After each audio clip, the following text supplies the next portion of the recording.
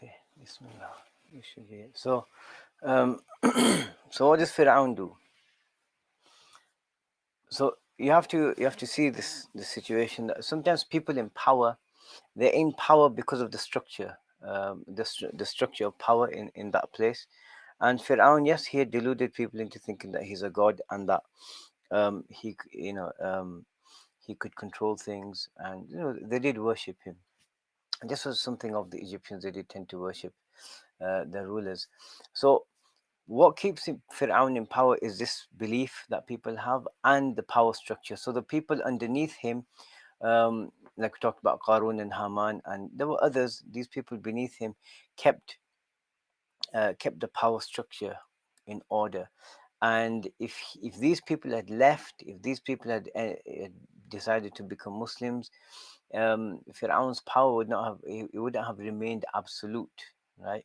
So therefore, what he does is he immediately tries to ensure that this structure isn't affected. So let's have a look. What does he say? قال للملأ حوله إن هذا لساحر عليم يريد أن يخرجكم من أرضكم بسحره فماذا تأمرون. Pharaoh said to the chiefs around him, he is indeed a skilled magician who seeks to drive you from your land by his magic. So what do you propose? What do you command? It's as though he's put it in their hands. It's your command. It's your decision, right? And clearly Pharaoh's own stance is clear, right? He considers Sayyidina Musa, he's saying he's a magician. What he's doing, what he's saying isn't right, isn't appropriate. And look how he's manipulated them. So he said he's a really skilled magician. And so it's like he's, obviously he's known Sayyidina Musa, since childhood. Okay, there's been this 10-year gap, but he's known Sayyidina Musa. So he's using that, all of these factors, using this and, his position in society as though, to influence them. And he said, Inna hadha la sahirun alim. This person right in front of you is a really knowledgeable magician, meaning he's done this because, due to his great, you know deep knowledge of magic, right? So don't try to make sense of it, because you won't be able to make sense. It's magic. And magic, as you know, in previous cultures, it was seen as something beyond. Those who could do it knew things which other people didn't know. It was seen as beyond logic and reason, right? I mean, if you took a piece of technology from our time and you showed it to someone from a few hundred years ago, they think it's magic because they can't understand how it works.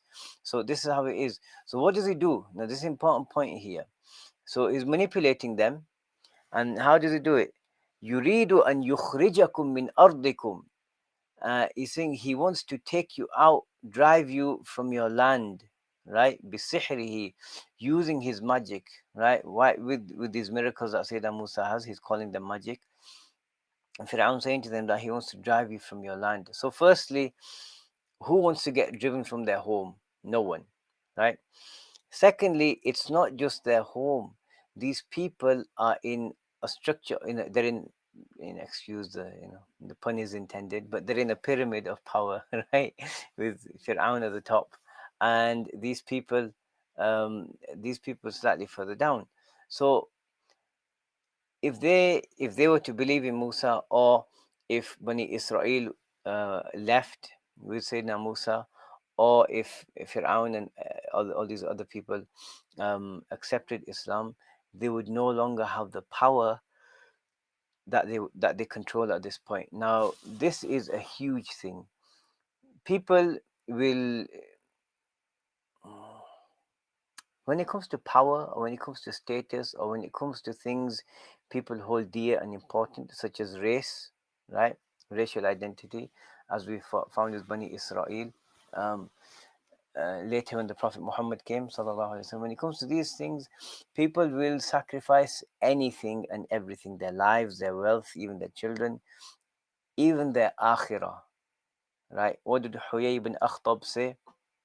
The father of the wife of the Prophet sallallahu alaihi wasallam, Safiya bint Huyay, that her uncle asked him that, is he a prophet? He said yes. And he said, what we're going to do, we're going to fight him as long as there's breath in our bodies. That's his response, right? Why? Because he was not a Jew. He's not from Bani Israel, rather he's from the Bani Ismail, right? He's from the Arabs. So here, these people's power is being threatened, and Fir'aun is playing on these fears because he himself has the same fear, right?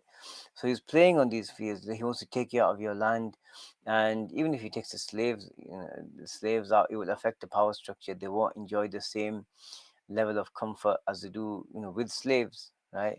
You know, so so it says, "Famada ta'murun." He's put it in their hands. What do you say? What do you suggest? Right? Clearly, these people are rattled, right? And what they're going to do? قالوا أرجه وأخاه. They replied, "Let him and his brother wait, delay the final response to his challenge of, you know, of saying that there's one God and He's the proof, right?" وَابْعَثْ فِي الْمَدَائِنِ حَاشِرِينَ. And send mobilizers, gatherers, right, in all of the main cities, right? So Medina, like the largest cities, Madain plural. So in the largest cities, send people that will gather all who يأتوك بكل سحار عليم, right? And they'll bring you every skilled magician. Now it's interesting that the Quran uses in this here, he uses the word sahar, which is in the pattern fa'al, someone that does something again and again and again and again. So he's constantly engaged with it. So he's going to have a high degree of skill with it. And in another ayah, sahirin alim. And on face value, it seems like there's no emphasis in the previous one. Sahir, just normal magician. But fa'il is also one of the sighas of this sifatul mushabbaha, which here it would give the meaning of someone that does this over a long period of time, permanence, you could say, right? So what they want is every magician who's practiced magic for a long time, constantly, right? So he's got the skill of repetition and constant engagement, and he's got the skill of time. He's passed, a lot of time has passed on it, with him doing this. So he said, so they said, arjehu, right? The word is arjehu, but it becomes arjeh because of the qira'ah. So arjeh wa akhahu, delay the response to him and his brother. So delay them. Um, we won't give our final response, right? And so these people, their fears have been, moved, and their fears are now, eating at them. That what if we lose our power? What if we lose our status? What if we lose this and that? And it's for the believer, someone who recognizes the truth of the message of a prophet, he sees that, what's you see something, you see things in perspective, right? 60 to 80 years on this planet, right, for an adult, roughly, or eternity. What is more important, right? Obviously that which lasts longer, right? So the believer says, you know what, we shall believe, and even if it's at the expense of all of these things. But the kafir, what does he do? He prefers these things, right? And he will reject the truth. He'll reject messages from prophets. He will reject, miracles, everything, just to hold on to this. Why do you think Quraysh didn't want to? Why do you think they didn't want to relinquish power? Firstly, they were making money off the idols, and secondly, there was a rivalry between Bani Abdiddar and Banu Hashim. So because of these things, they chose hell forever over, because of these things, right? So that's what they said. So what happens next? So we see, um, what Surah Al-A'raf tells us. فَلَمَّا جَاءَهُمْ sorry, Surah Yunus. فَلَمَّا جَاءَهُمُ الْحَقُّ مِنْ عِنْدِنَا قالوا إن هذا لسحر مبين. When the truth came to us, came to them from us, what is the truth here? It's the arguments of Sayyidina Musa and the miracles, right? They said this is certainly clear magic, pure magic. Anyone can see it's magic. So what they're doing, they're discrediting what Sayyidina Musa has produced. It's trying to discredit it, and it's clear, they have an issue, right? And they have an issue, which is what they don't want to lose their worldly power.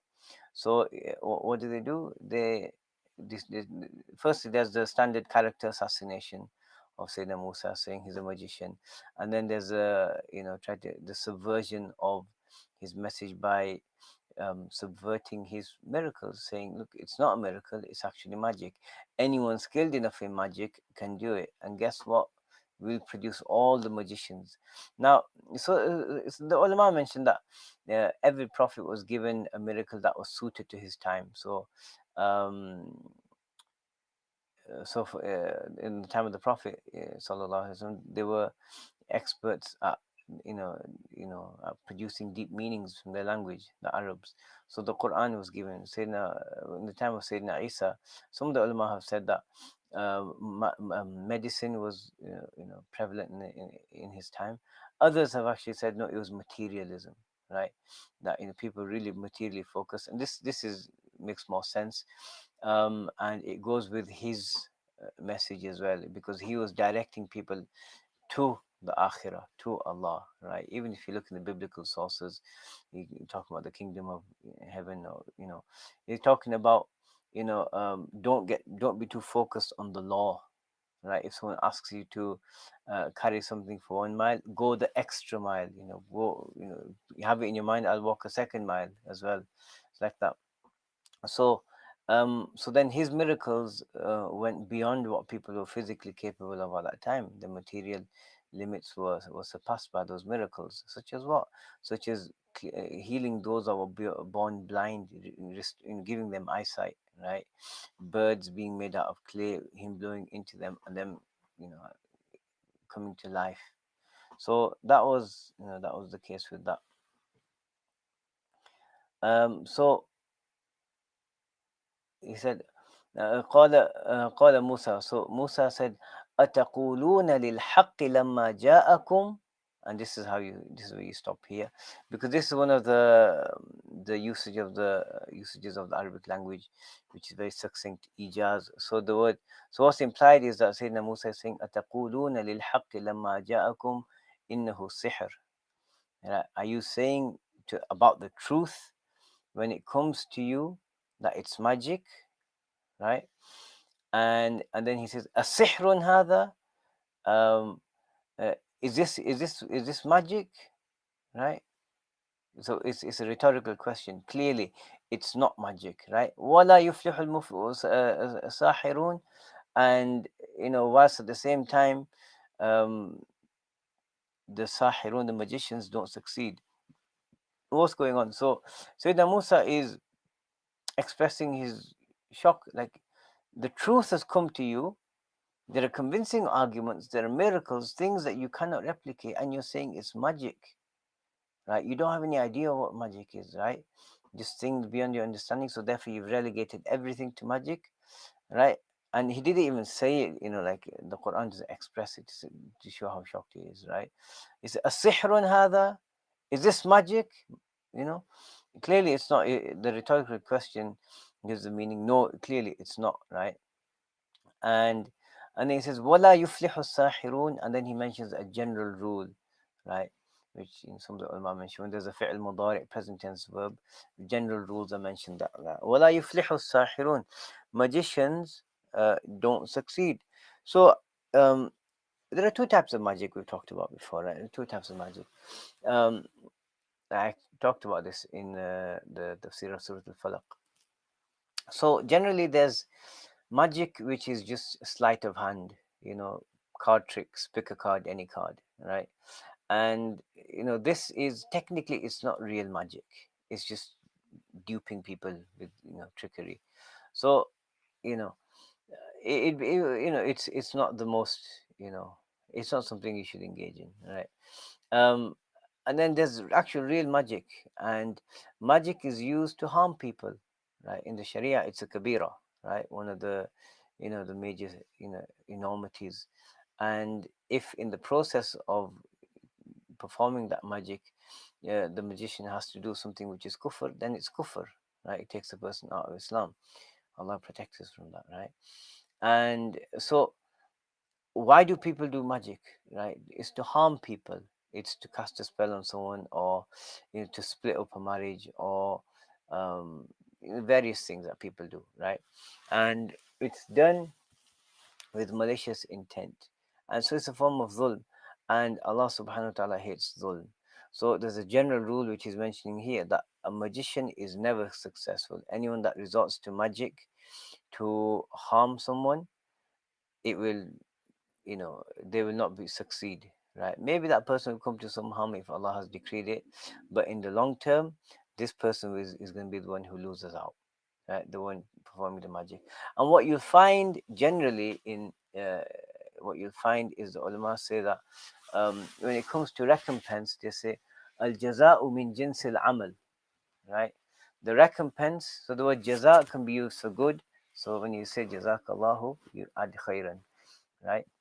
So the word jaza can be used for good, and it can be used for otherwise, right? So they say the recompense is from the same category as the deed, right? So for example, if someone manipulates another and robs him of his money, then what happens is his punishment usually comes in a way where the same thing is done to him, right? If someone wrongs someone in one way, then maybe that whatever they used to wrong them with becomes the means for their downfall, right? So I think there's a statement from Sayyidina Ali ibn Abi Talib, something about the one who digs a hole for his brother to fall in, he falls into it, right? So it's like that.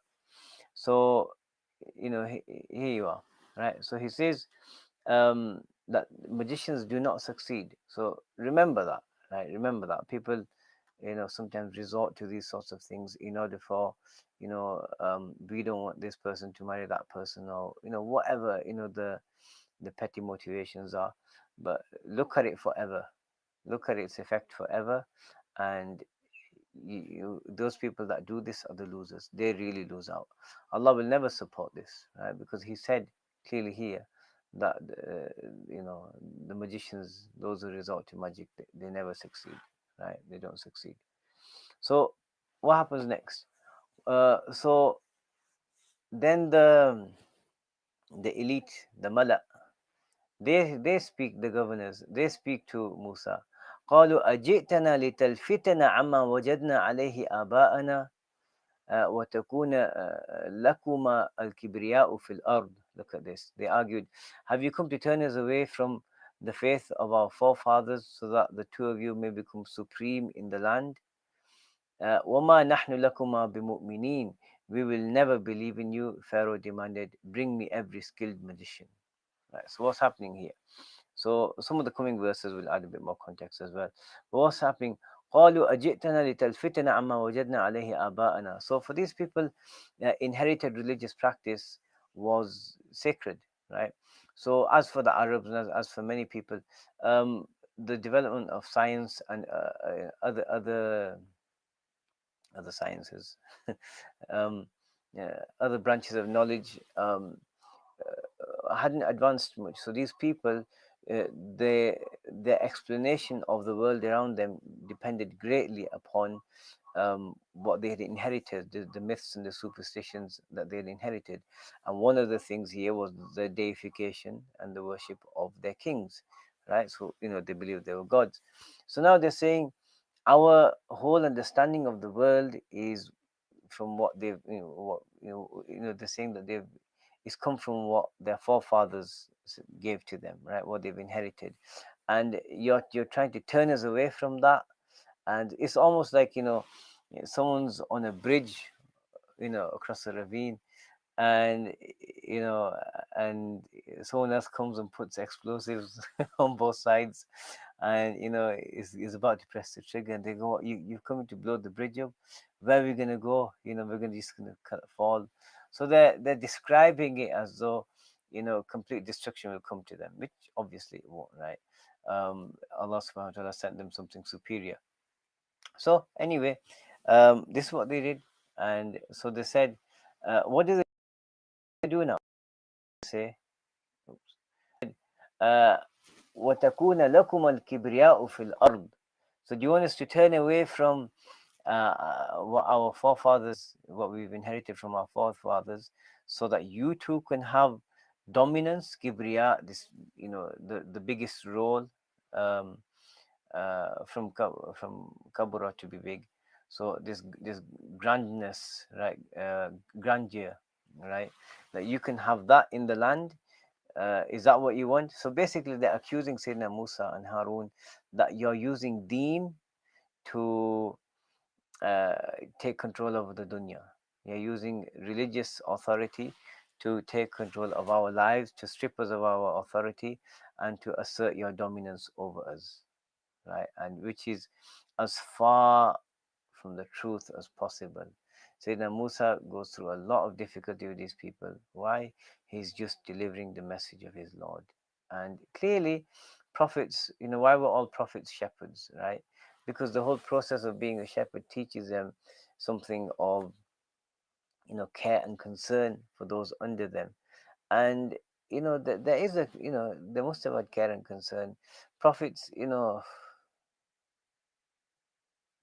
most people, if they were to see someone in pain or someone getting tortured or something like this, they would feel something for them, right? And they would not want it to continue for that person. No, normally people don't like to see other people suffer. So prophets, when they know the reality of the hellfire, and even any intelligent person, eh, let's leave aside all of you know the extreme difficulty and pain and, suffering of the people of the hellfire. If you just think about normal fire, right, that black fire is black. If you just think about normal fire, and that someone is going to be put into fire, maybe someone would look at them and say, well, they deserve it, right? Okay. But if you think about the duration, forever, right? And it kind of, or even if it's not forever, even if it's for a long time, it kind of brings to a person's heart some form of sympathy, that okay, they might have done something bad, but you know I wouldn't want this person to be burnt like this, right? If that person insists, then it's his choice, right? But most people wouldn't want others, to experience this. And the prophets have this, right? The prophets have this compassion. And to say that their compassion is fake, and they're just doing it for money, they're just doing it for power, to assert their dominance, then there's a problem, right? Especially when they haven't asked for it, right? So this is what it is. So he says, um وَمَا نَحْنُ لَكُمَا بِمُؤْمِنِينَ, very strong nominal sentence, powerfully expressed, that we will never, ever, ever believe in you too. Do what you want, basically, right? We won't believe in you. And so at this point, Fir'aun says, قال فرعون ائتوني بكل ساحر عليم. Fir'aun says, bring me every skilled, knowledgeable magician. Right? Why? Because he wants to pit them against Sayyidina Musa and Sayyidina Harun. Bring your miracles, we'll bring the magicians, let's see what happens. Let's look at the next ayah we're looking at. And so he says, Fir'aun said, قال أجئتنا لتخرجنا من أرضنا بسحرك يا موسى. Yeah? And he said, have you come to drive us out of our land with your magic, O Moses? Okay. So, فَلَنَأْتِيَنَّكَ بِسِحْرٍ مِثْلِهِ. We will certainly, without a doubt, there's no question about it, very powerfully expressed, bring, produce magic equal to it. Right. So this is what it is now. What they're doing, you can only delay the inevitable. You can't stop it. And what's inevitable is that the truth will prevail. And Allah subhanahu wa ta'ala is supporting Sayyidina Musa and Sayyidina Harun. So there's no way, they can get out of this, right? There's no way Fir'aun can, avert the coming of the truth. Delay all you want. So he's saying, fine, he's using magic. We're going to bring even more magic. We're going to bring people that know magic better than you, and we're going to undo your magic, right? Wrong. So what happens next? So he says, فَجْعَلْ بَيْنَنَا وَبَيْنَكَ مَوْعِدًا لَا نُخْلِفُهُ نَحْنُ وَلَا أَنْتَ مَكَانًا سُوًى. So he says, so set for us an appointment that neither us nor you, expressed quite clearly in Arabic, will fail to keep in a central place. So he says to Sayyidina Musa, okay, you've got magic here, and he's kind of saying that we don't know magic. We're going to bring our skilled magicians, and you can compete with them. So it's challenging him, right? So we'll bring our magicians, and you compete with them, right? Just because we're not skilled in it, they'll try to pull a fast one over us. That's basically what he's saying. So we'll bring our magicians. You come. And you choose a day. Look what he's doing. He's making out like I'm so confident that we're on the truth, and Musa, you can't do this and you can't do that. So it's like, so you choose a day, right? Or a day of your choosing. You choose a day where neither we will fail to turn up, neither you. So make sure you a day where you're going to turn up, we will turn up. Be sure of that. Makan and suwa, in a place which is neutral, open for everyone. So many people can come. What's he doing? He's setting himself up for a fail, right? He's setting himself up to get embarrassed and humiliated, right? So that's what he's doing. So he said that, let's do it like this. You choose, making out as if, I have nothing to fear, right? Okay, we'll see. And so you choose this place. So what happens? So Sayyidina Musa said, قال موعدكم يوم الزينة وأن يحشر الناس ضحى. So he said that the appointment is the day of the zina, the day of adornment. So it seemed like, we don't know which particular day it was, but it seemed like that they had a festival that wasn't too far off. And so Sayyidina Musa chose that day of festival, that day of dressing up, this festival.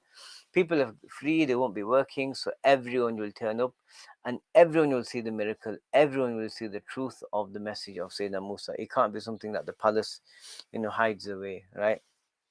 So this is what they do.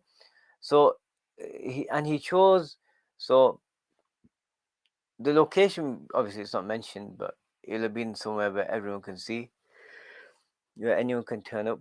There'll be an army, there'll be Fir'aun's people, but it's a place that everyone has access to in general, right? And he chose the time, right?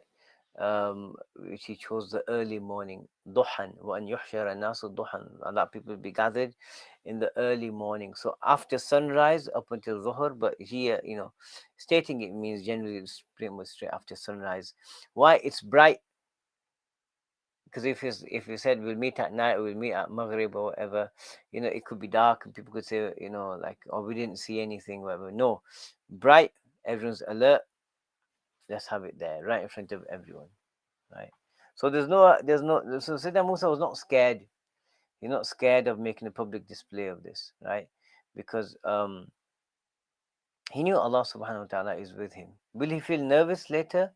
Nervousness or like a slight type of fear? Yes, right?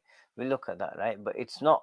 That's a natural, a natural feeling when you're about to go into something, consequential. So anyway, fatawalla Fir'aun. So Fir'aun turned away completely. Okay, fine. You go off to your business. You prepare. We'll prepare. فَجَمَعَ كَيْدَهُ, and he prepared his plot, getting all of these magicians over and getting, promising them riches, promising them, power, that they'll be close to Fir'aun, all of these things. ثُمَّ أَتَى, and then he came, to, you know, enforce, to put his plot into action, right? So what happens next, right? So it says, فَجَمَعَ السَّحَرَةُ فَجُمِعَ السَّحَرَةُ لِمِيقَاتِ يَوْمٍ مَعْلُومٍ وقيل للناس هل أنتم مجتمعون لعلنا نتبع السحرة إن كانوا هم الغالبين. So people were told, and there's a lot of propaganda, there's a lot of, Musa has come, he's trying to do this, he's trying to do that, he's trying to change our way of life. And so Fir'aun has challenged him to, so all these magicians are coming, and so the air is electrified basically, right? That there's a lot of, excitement coming for this. It's really hyped, and so people are looking forward to seeing this. So it's said to people, so the magicians were gathered for this time, this appointed day, and it said to people, meaning Fir'aun's people are going out telling people, are you going to gather, are you going to come, so we can then, we can then nattabi'u sahara. It's like a sporting event, isn't it? Right, it's like a sporting event. We'll come and we'll support, we'll follow, but we will support the magicians, right? And hopefully they'll beat, you know uh, it's like when people, they're supporting their favorite football team or whatever, and they're really hopeful, and yeah, they'll beat them, and it doesn't always happen. So and they'll come out on top, right? فلما جاء السحرة قالوا لفرعون أئن لنا لأجرا إن كنا نحن الغالبين. And so he said, they said, are we going to have a big reward? So they're in it for the money as well. But are we going to have this, have a good big reward if we win? And what does Fir'aun do? So they're greedy. They've come with greed, and they've come thinking, yeah, it's our time to cash in. He needs us now. Normally, when tyrants, when they want something, they just get people to do something, and then they won't pay them. They won't, give them their due, right? But here now, it's the tyrant who's in need. So they say, are we going to get this reward? Are we going to be rewarded? So what happens? He said, قال نعم, yes, you're gonna have a huge reward. وإنكم إذن لمن المقربين, and indeed you, on that day when that happens, you'll be of those who are brought close, right? You'll be close to me. So he's enticing, manipulating them, but he's enticing them with wealth and political power and influence. And this is what many people desire. Unfortunately, sometimes people have the desire to be known, to be famous, to be recognized, to be, raised in people's sights, for people to look up to them with deference. And the easiest way to that is with money and power, right? And so this is what they do. They do these things for power. So Fir'aun said, yes, you're going to have all of this. So we'll stop here, and what we'll do is we'll look at some of the lessons from here. Just quickly recap, and we'll look at the actual challenge tomorrow and what happens when the the snake meets the magic. Right? Let's see. Okay, so what are the lessons? So people often reject Iman to protect worldly interests, like Quraysh, like Huyay ibn Akhtab, like Fir'aun, like his mother. All of these people, they were rejecting Iman. Why? Just to keep their power, keep their positions of power and authority. That's what was the most important thing to them. So, um, you know, they they don't care. They'll sacrifice their akhirah. And so beware of this, right? And if it can happen on the highest degree, for A'udhu Billah, Allah protect us, if it can happen where someone would reject Iman, uh risking going to hell forever, then it can happen for lower things as well. A'udhu Billah, Allah protect us. We need Allah's protection from these plots of shaitan, right? So many tricks are used to dissuade people from the truth, such as Fir'aun, you know, uh, manipulating them that he wants to take you out of your land. Well, he's playing on their fears, right? He's playing on their fears. Sometimes a person doesn't have a concern and they'll use it. I was driving once, there was a billboard, and some bank had put an advert, and he said, "Afraid? Are you afraid you won't have a home to call your own?" Question mark. And it's just, what's the whole point of it? It's to make people who are driving past read it. It just goes in their mind, and then subconsciously they're thinking about it and they think, oh yeah, I need my own home, and I'll get an interest based mortgage, right? Commit, get into riba. But it's like that. and and so the tricks are also used to discredit people who teach the truth, right? So there's a simple rule, I believe it's by Sayyidina Ali. What is it? uh, was it لا تعرف الحق بالرجال. The truth is not known uh, by the people, who are with the truth, right? So you don't identify something as being true because certain people are behind it, right? ولكن what is it ولكن اعرف الحق تعرف أهله. But recognize what is true, what the truth is, and you'll automatically know who's following it, right? So it's like that. So understand the deen, understand the principles and the values of the deen, and it becomes clear. Okay. Those engaging in magic to harm others will never be successful. And this is very true. As we said before, anyone that does this, it comes back and bites them, right? And Allah doesn't like dhulm, right? Even if you don't see it happen in the dunya, it certainly happens. And anything that any sort of punishment or requital or recompense that happens in the akhirah, oh my God, it's so much worse. It's better to have it in the dunya than to have it in the akhirah, right? If people get embarrassed just, in front of 5, 10, 20 people, imagine, 10 or 15 billion people stood there. Auzubillah. Allah protect us. And so, yeah. So Musa, alayhi salatu wasalam, he chose an open area. He had nothing to hide. He knew this is the truth.